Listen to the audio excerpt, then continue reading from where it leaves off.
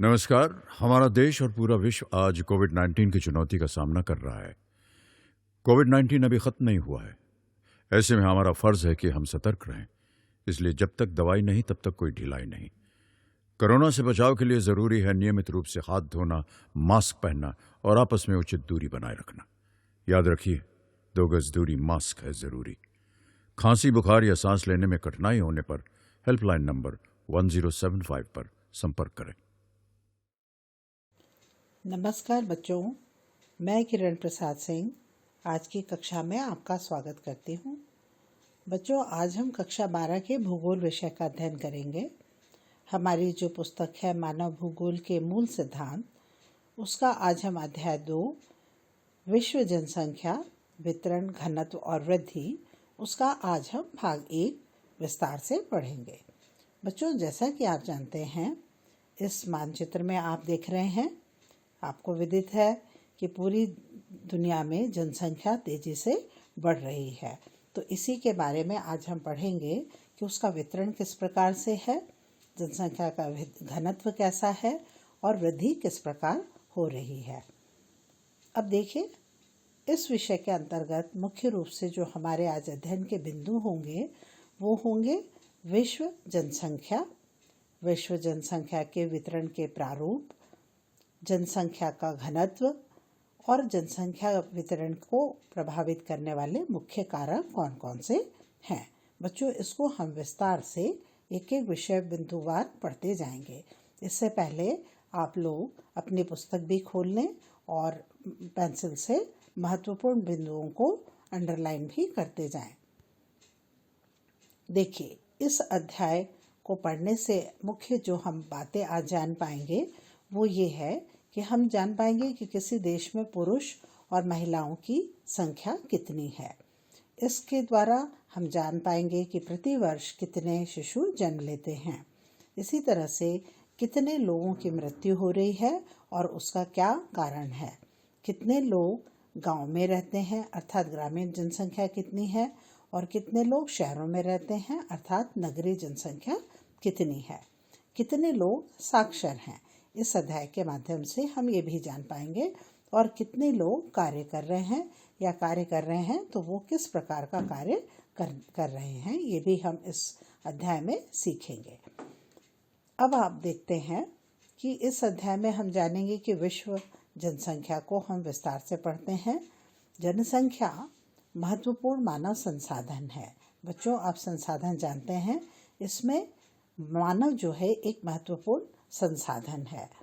मानव प्राकृतिक संसाधनों का उपयोग करके यानी दोहन करता है और देश की तरक्की में सहायक होता है। अर्थात किसी भी देश की उन्नति और अवनति यानी पतन में मानव की महत्वपूर्ण भूमिका होती है। मनुष्य अगर सक्षम है तो देश की उन्नति में सहायक होगा, और यदि वो सक्षम नहीं है तो वो देश की अवनति के कारक भी बनते हैं। चलिए, अब हम मुख्य रूप से पढ़ते हैं कि विश्व की जनसंख्या को हम विस्तार से पढ़ेंगे। ब्लाश के अनुसार विश्व की जो 2/3 जनसंख्या है वो विश्व के करीब 1/3 भाग में ही निवास करती है। मतलब बहुत कम क्षेत्रफल में अधिक जनसंख्या रहती है। विश्व में जनसंख्या का वितरण बहुत ही असमान है। कहीं पर पर्वत हैं, कहीं पठार हैं, कहीं हिमाच्छादित प्रदेश हैं, कहीं मरुस्थल हैं जहाँ जनसंख्या कम है, और नदियों के मैदानों में, तटीय क्षेत्रों में, झीलों के आसपास जनसंख्या का घनत्व अधिक है। तो इस तरह से विश्व में जनसंख्या का वितरण बहुत ही असमान है। एशिया के संबंध में जॉर्ज बी क्रेजी ने कहा था कि एशिया में बहुत अधिक स्थान ऐसे हैं जहाँ लोग कम रहते हैं। हम क्या समझे कि एशिया में बहुत अधिक स्थान ऐसे हैं जहाँ बहुत कम लोग रहते हैं। मतलब ऐसे स्थान अधिक हैं जहाँ जनसंख्या का घनत्व कम है, और बहुत कम स्थान ऐसे हैं जहाँ बहुत अधिक जनसंख्या रहती है। मतलब कुछ क्षेत्रों में ही जनसंख्या का घनत्व अधिक है।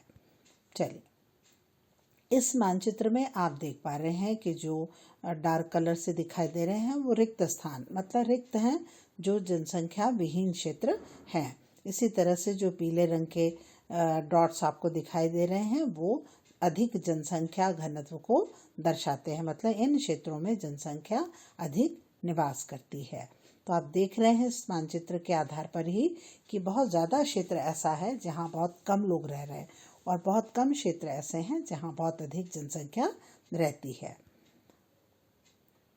अब एशिया की जनसंख्या के संबंध में हम जानेंगे कि एशिया के दो महत्वपूर्ण देश जिसमें चीन और भारत हैं, ये विश्व के सर्वाधिक जनसंख्या वाले देश हैं।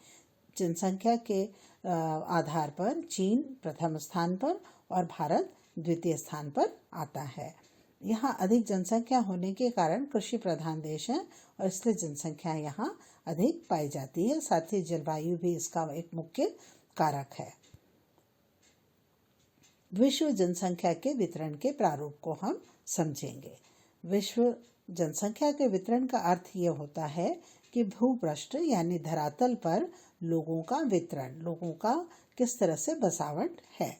विश्व जनसंख्या का वितरण हमने पढ़ा कि बहुत ही असमान है। कहीं बहुत अधिक सघन जनसंख्या, कहीं पर साधारण जनसंख्या और कहीं निर्जर जनसंख्या है। बहुत सघन जनसंख्या का अर्थ है कि यहाँ मानव के बसाव के लिए समस्त सुविधाएं उपलब्ध हैं और निर्जन वो स्थान है जहाँ मानव के रहने के लिए अवस्थाएं उपलब्ध नहीं है। इस प्रकार विश्व की जनसंख्या का 90% भाग केवल 10% भूभाग में ही रहता है। ये हम समझ लें कि विश्व की जनसंख्या का 90% भाग केवल जो भूभाग है, धरातल का जो 10% भूभाग है उसी पर रहता है। अब हम आगे देखेंगे। ये विश्व के मानचित्र में हम देख पा रहे हैं कि आप देखिए जो राउंड बनाए हुए हैं उसमें चीन के आसपास देखिए अधिक जनसंख्या वाले क्षेत्र हैं, भारत अधिक जनसंख्या वाला क्षेत्र है, यूरोपियन कंट्रीज़ में यूरोप के क्षेत्र हैं जहाँ पर पश्चिमी यूरोप में जनसंख्या अधिक है, उत्तरी अमेरिका के जो उत्तरी पूर्वी क्षेत्र हैं और अटलांटिक तटीय क्षेत्र हैं वहीं पर जनसंख्या का बसावट अधिक है। इसी तरह से दक्षिणी अमेरिका में आप ब्राज़ील के पठार पर और पेरू में देख सकते हैं। ऑस्ट्रेलिया के केवल उत्तरी जो पूर्वी भाग है उसमें ही जनसंख्या का बसावट अधिक, जो नदी की घाटी है वहाँ नदी जनसंख्या अधिक पाई जाती है। अब हम समझें कि विश्व के कौन से प्रमुख 10 देश है, अगर हम उनके नाम देखें तो कौन से देश हैं और वहाँ की जनसंख्या क्या है। ये जनसंख्या के जो आंकड़े हैं ये इतने पुराने हैं, जो 2011 की जनगणना हुई है उसके आधार पर ये जनसंख्या के आंकड़े दिए गए हैं। चाइना में जनसंख्या के आधार पर ये प्रथम स्थान पर है। इसकी जनसंख्या 139 करोड़ थी और अब ये बढ़कर 147 करोड़ हो गई है। भारत की जनसंख्या 130 जो अब बढ़कर 137 करोड़ हो गई है। यूएसए की जनसंख्या 33 करोड़ है जो बढ़ती जा रही है। इंडोनेशिया में जनसंख्या 23 करोड़, ब्राज़ील में जनसंख्या 22 करोड़, पाकिस्तान जनसंख्या 19 करोड़, बांग्लादेश जनसंख्या 16 करोड़, नाइजीरिया जनसंख्या 15 करोड़, रूस यहाँ की जनसंख्या 14 करोड़ है और जापान जहाँ की जनसंख्या 12 करोड़ है। बच्चों, इसे आप विश्व के मानचित्र में भी इन देशों को बनाने का प्रयास करेंगे तो आपकी एक मानचित्र की कला की भी तैयारी हो जाएगी, जिसमें आप चीन, भारत, इंडोनेशिया, ब्राज़ील, बांग्लादेश इन देशों को विस्तार दिखाएंगे तो आपकी एक तैयारी मानचित्र प्रदर्शन की भी होती जाएगी। चलिए हम आगे देखते हैं। ये विश्व के प्रमुख 10 जो आबादी वाले देश हैं जिसमें 60% जनसंख्या निवास करती है वो इस प्रकार से हैं। पहला स्थान है चीन का। देखिए यहाँ जनसंख्या मिलियन में दिखाई गई है तो 143, अगर हम देखें तो करोड़ों में देखें तो 143.54 होगा, 143 करोड़ के करीब है। भारत की जनसंख्या बढ़कर 137 करोड़ हो गई है। यूएसए की 329 crore, Indonesia 231 crore, Pakistan 237 crore, Brazil 211 crore, Nigeria 200 के आधार पर ये होगी, अगर वो है 143, भारत है 137 तो ये है 32 करोड़। उसी तरह से इंडोनेशिया की जनसंख्या है 37 करोड़, पाकिस्तान की जनसंख्या 21 करोड़, ब्राज़ील की 21 करोड़, नाइजीरिया की 20 करोड़, बांग्लादेश की 16 करोड़, रूस की जनसंख्या 14 करोड़ और मैक्सिको की जनसंख्या 12 करोड़ के करीब है। अब हम आगे देखते हैं। ये यहाँ पर बार डायग्राम से भी आपकी पुस्तक में समझाया गया है कि विश्व के 10 जो अधिक सघन जनसंख्या वाले देश हैं वो कौन कौन से हैं। तो पहला देख रहे हैं कि 140 से ऊपर दिखाई दे रहा है, 143 करोड़ चीन है और दूसरे स्थान पर 137 करोड़ जनसंख्या वाला देश भारत है। इसके अलावा 40 करोड़ से नीचे USA, Indonesia, Pakistan, Brazil, Nigeria, Bangladesh और रूस है। तो ये हम इस तरह से बार डायग्राम से भी इन्हें दिखा सकते हैं। आगे हम देखेंगे कि महाद्वीपों का, विश्व के महाद्वीपों के वर्णन के आधार पर अगर हम देखें तो उसमें हम विभिन्न महाद्वीपों की जनसंख्या को पढ़ेंगे। तो उसमें सबसे पहले हम देख लेते हैं एशिया महाद्वीप का। एशिया महाद्वीप में देखिए चीन में और भारत में, इसी तरह से जापान के आसपास और इंडोनेशिया में जनसंख्या का घनत्व सर्वाधिक है और शेष जो भाग है वहाँ जनसंख्या मध्यम पाई जाती है। यहाँ मुख्य रूप से एशिया में जनसंख्या के अधिक पाए जाने का कारण यहाँ की जलवायु, नदियों की घाटियाँ और उपजाऊ मैदानों का होना है। यूरोप, यह जो यूरोप है वो जनसंख्या यहाँ पर मुख्य रूप से मध्य यूरोप में ही अधिक संकेंद्रित का अर्थ है इकट्ठा होना, मध्य यूरोप में ही अधिक जनसंख्या पाई जाती है। यह क्षेत्र मुख्य रूप से खनिज और उद्योग के कारण विकसित है। यहाँ की जलवायु बहुत अच्छी है। Monaco, Netherland, Germany, Great Britain, Italy और स्विट्जरलैंड जैसे देश यहाँ पर अधिक घने बसे हुए देश हैं। ये यूरोप महाद्वीप में अगर हम जाने, देखिए अब इस मानचित्र के आधार पर हम देख रहे हैं कि आपने देखा कि सबसे ज़्यादा कहाँ दिख रहा है, ग्रेट ब्रिटेन में 65.6, जर्मनी में 82.5। इस तरह से ये यूरोपियन देश में जनसंख्या के अधिक होने का कारण खनिज और उद्योग है। जैसे कि हमने एशिया में पढ़ा कि एशिया में कृषि और पशुपालन है, उसी तरह से यहाँ पर खनिज और उद्योग के कारण जनसंख्या अधिक है। चलिए आगे देखते हैं। उत्तरी अमेरिका, तीसरा जो महत्वपूर्ण महाद्वीप है वो है उत्तरी अमेरिका। यहाँ पर अटलांटिक तटीय क्षेत्र, जैसा कि मैंने आपको अभी मानचित्र दिखाया था, उसमें जो अटलांटिक महासागर के तटवर्ती भाग हैं, मतलब पूर्वी उत्तरी अमेरिका के तट पर अधिक जनसंख्या पाई जाती है। विश्व का केवल यहाँ पर 4.8% जनसंख्या ही यहाँ रहती है। मुख्य रूप से जो सुपीरियर झील है, यहाँ 5 झीलें हैं, जिसमें से सुपीरियर झील सबसे घना बसा हुआ क्षेत्र है और प्रेरी के मैदान में भी यहाँ पर जनसंख्या समतल मैदान के कारण पाई जाती है। रॉकी पर्वत जो पर्वतीय क्षेत्र है वो यहाँ कम बसा हुआ क्षेत्र है। यहाँ बसावट का मुख्य कारण है खनिज पदार्थ और उद्योगों की प्रधानता। यही कारण है कि अटलांटिक तटीय क्षेत्र अधिक घने बसे हुए क्षेत्र हैं। ये देखिए आप इसमें उत्तरी अमेरिका के जो मुख्य रूप से अमेरिका, संयुक्त राज्य अमेरिका को देख पा रहे हैं। इसमें अटलांटिक तटीय क्षेत्र में और पश्चिम में कैलिफोर्निया के आसपास आपको जनसंख्या का घनत्व अधिक दिखाई दे रहा है। अब हम पढ़ेंगे लैटिन अमेरिका। ये जो चित्र आपको दिखाई दे रहा है उसमें उत्तरी अमेरिका का दक्षिणी भाग, जिसमें कि गायना देश आता है, और शेष दक्षिणी अमेरिका के भाग हैं, ये लैटिन अमेरिका कहलाते हैं। यहाँ पर विश्व की करीब 8.5% जनसंख्या निवास करती है। इसमें मुख्य रूप से ब्राज़ील जो कि पठारी भाग है और कॉफ़ी उत्पादन के लिए प्रसिद्ध है, अर्जेंटीना जो नदी की घाटी के कारण प्रसिद्ध है, बोलिविया और पेरू यही देश हैं जो अधिक घने बसे हुए देश हैं। शेष जो भूमध्य रेखा जहाँ से गुजरती है वह जलवायु विपरीत होने के कारण जनसंख्या कम पाई जाती है। चलिए आगे हम देखते हैं अफ्रीका देश। अफ्रीका में विश्व की करीब 16.9% जनसंख्या निवास करती है और यहाँ पर कहीं कुछ क्षेत्र ऐसे हैं जो बहुत ही कम जनसंख्या वाले क्षेत्र हैं। मुख्य रूप से उसमें सहारा का मरुस्थल जो दुनिया का सबसे बड़ा मरुस्थल है, इसी तरह से दक्षिण में कालाहारी मरुस्थल और कांगो बेसिन, ये बहुत ही कम बसे हुए क्षेत्र हैं। शेष जो नील नदी की घाटी का जो डेल्टाई भाग है वहाँ पर घाना, नाइजीरिया और इनमें घनी जनसंख्या बसी हुई है। ऑस्ट्रेलिया, यहाँ पर विश्व की मात्र 0.5 मतलब करीब 1% जनसंख्या भी यहाँ नहीं रहती।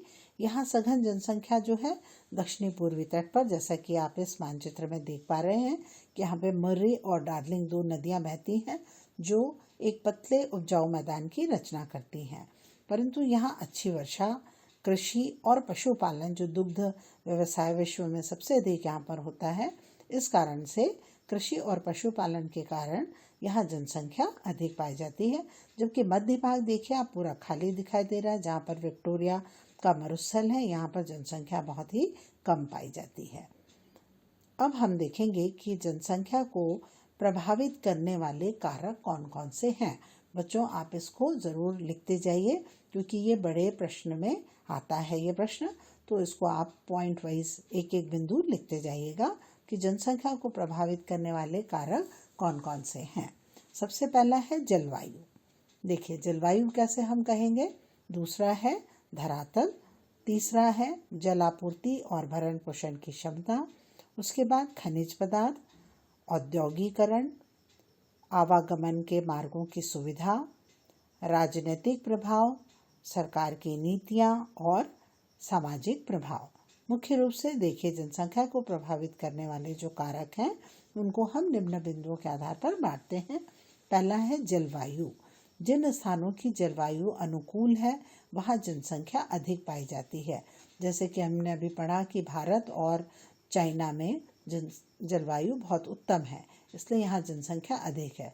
जबकि अफ्रीका के जो कांगो बेसिन है और सहारा और कालाहारी का मरुस्थल है, वहाँ की जलवायु बहुत ही विपरीत है, इसलिए वहाँ जनसंख्या कम पाई जाती है।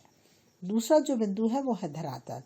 धरातल समतल धरातल या नदी के घाटी में या समतल मैदानों में जनसंख्या अधिक पाई जाती है, क्योंकि यहाँ मानव के नहर बनाने, सिंचाई करने, मकान बनाने की सुविधा और कृषि की सुविधाएं होती हैं। जबकि पर्वतीय क्षेत्रों पर अपेक्षाकृत जनसंख्या बहुत कम पाई जाती है।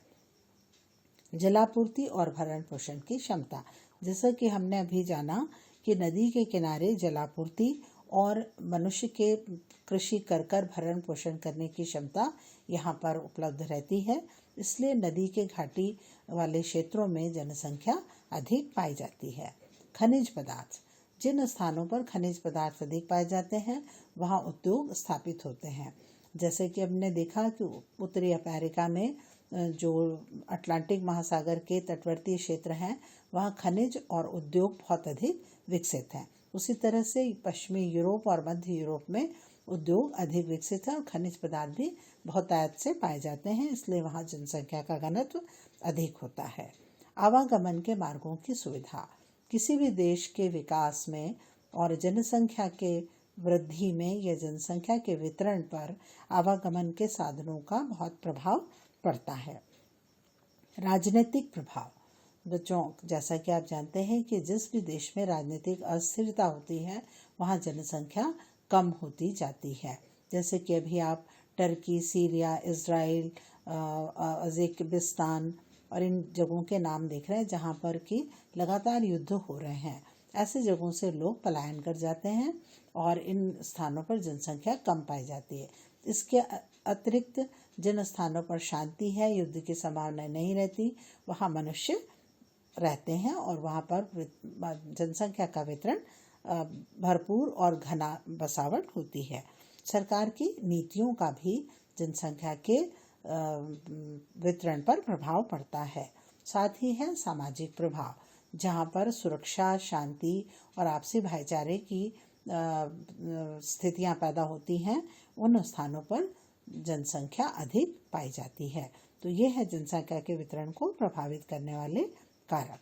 चलिए आगे हम देखते हैं। ये देखिए विश्व की जनसंख्या अगर हम इस मानचित्र के आधार पर देखें तो हम यहाँ पाएंगे, आप देख रहे हैं कि चीन में और भारत में अच्छी जलवायु के कारण जनसंख्या का घनत्व अधिक है। यूरोप में देखिए आप, पश्चिमी यूरोपीय भाग और मध्य यूरोप में जनसंख्या का घनत्व अधिक है, क्योंकि यहाँ खनिज और उद्योगों की स्थापना अधिक मात्रा में हुई है, इसलिए ग्रेट ब्रिटेन, जर्मनी, फ्रांस, इन इलाकों में जनसंख्या का घनत्व अधिक है।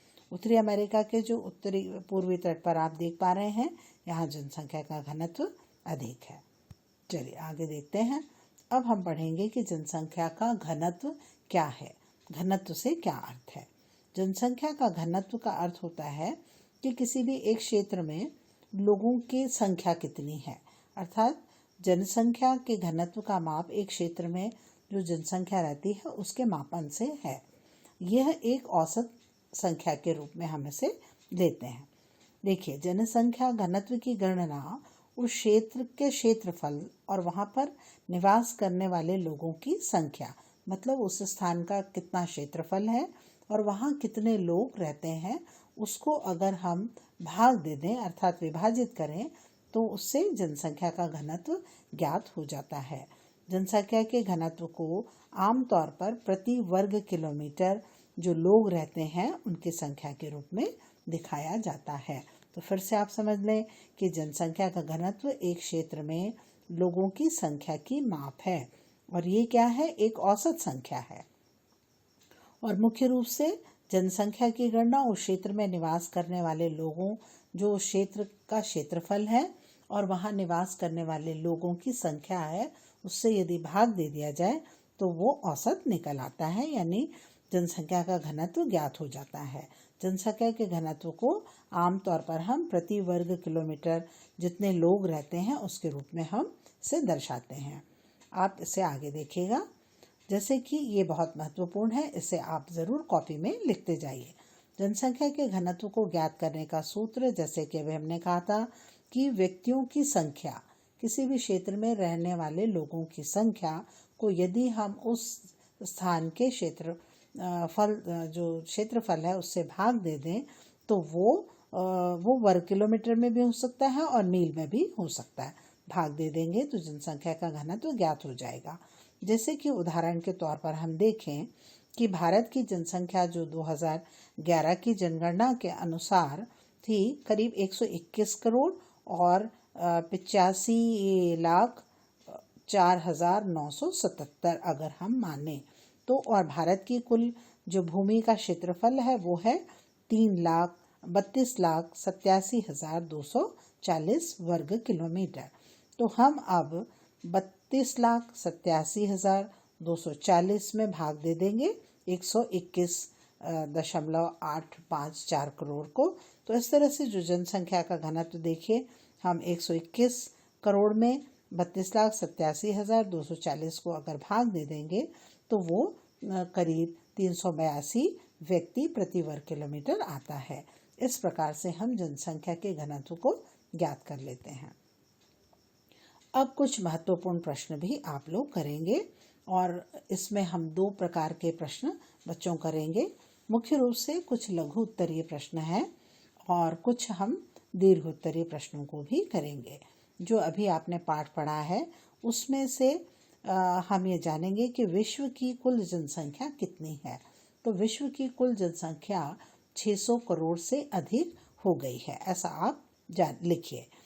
विश्व की 90% जनसंख्या कितने प्रतिशत भूभाग में रहती है? अभी हमने जाना कि विश्व की 90% जनसंख्या विश्व के केवल 10% भूभाग पर ही रहती है। तो आपको ऐसे 1 या 2 वाक्यों में उसके उत्तर लिखने हैं।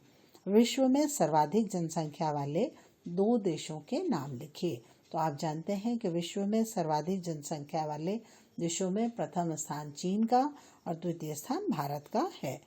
तीसरा हम देखते हैं, चौथा प्रश्न है कि यूरोप में जनसंख्या का सर्वाधिक संकेंद्रण किन भागों में हुआ है? तो हम इसका उत्तर लिखेंगे कि यूरोप में जनसंख्या का संकेंद्रण मध्य भाग में हुआ है। अफ्रीका में काम करने वाले कम जनसंख्या वाले क्षेत्र कौन कौन से हैं? तो हमने भी पढ़ा कि सहारा का मरुस्थल, कालाहारी का मरुस्थल और जो घाटी है, जो कांगो नदी की घाटी है, वो सबसे न्यूनतम जनसंख्या वाले क्षेत्रों में आती है। तो ये है लघु उत्तरीय प्रश्न। इनको आप अपने कॉपी में इनके उत्तर लिख पाएंगे। अभी आपने आसानी से आपको ये प्रश्न वस्तुनिष्ठ में भी, सत्य असत्य में भी, या फिर जोड़ी बनाओ जैसे प्रश्नों में भी आ सकते हैं। चलिए अगला जो देखें हम, दीर्घ उत्तरीय प्रश्न। दीर्घ उत्तरीय प्रश्न में है, पहला प्रश्न ये है कि विश्व जनसंख्या के महाद्वीपीय वितरण को समझाइए। तो जब ऐसा प्रश्न, ये 4 अंक का प्रश्न आ सकता है कि विश्व जनसंख्या के महाद्वीपीय वितरण को समझाइए, तो इसमें हमें सभी महाद्वीप, जैसे कि हमने पढ़ा कि एशिया महाद्वीप में जनसंख्या अधिक कहाँ है और क्यों है, फिर यूरोप में अधिक जनसंख्या कहाँ है और क्यों है, अफ्रीका में, उत्तरी अमेरिका में और ऑस्ट्रेलिया में, लैटिन अमेरिका में जनसंख्या अधिक कहाँ है और कम कहाँ है। ये है विश्व जनसंख्या का महाद्वीपीय वितरण। इसी तरह से दूसरा प्रश्न है, जनसंख्या वितरण को प्रभावित करने वाले कारकों को लिखिए या कारकों को समझाइए। तो आप जलवायु, वहाँ का धरातल, आवागमन के साधन, जलापूर्ति, भरण पोषण की क्षमता, सामाजिक कारण, राजनीतिक कारण, इन कारणों को लिखेंगे और उनका थोड़ा थोड़ा वर्णन भी करते जाएंगे। तो इससे आपको पूर्ण अंक प्राप्त हो जाएंगे। तीसरा जो प्रश्न इसमें से जो बनता है वो है विश्व जनसंख्या के घनत्व को समझाइए। अब अगले भाग में हम विश्व जनसंख्या के घनत्व के आधार पर विश्व के भागों को पढ़ेंगे। इसमें हमने सिर्फ पढ़ा है कि विश्व जनसंख्या घनत्व क्या है और घनत्व को ज्ञात करने के क्या सूत्र हैं। तो इसे आप विस्तार से लिखिएगा। तो आशा है कि आज का अध्याय आपको समझ में आया होगा। इसी के साथ हम आज का अध्याय समाप्त करते हैं। किशोर अवस्था संबंधित समस्याओं के परामर्श हेतु समर्पित उमंग किशोर हेल्पलाइन के टोल फ्री नंबर 144225 पर संपर्क करें।